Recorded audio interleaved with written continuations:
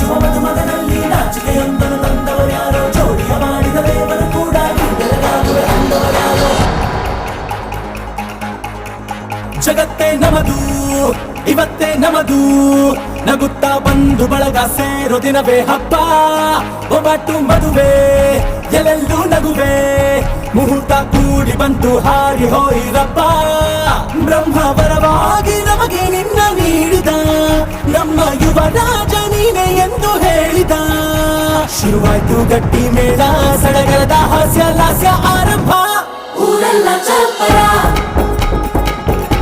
ಸಾರೋಣ ಡಂಗುರ, ಹಿಂದಿಂದ ಸಂಗಮ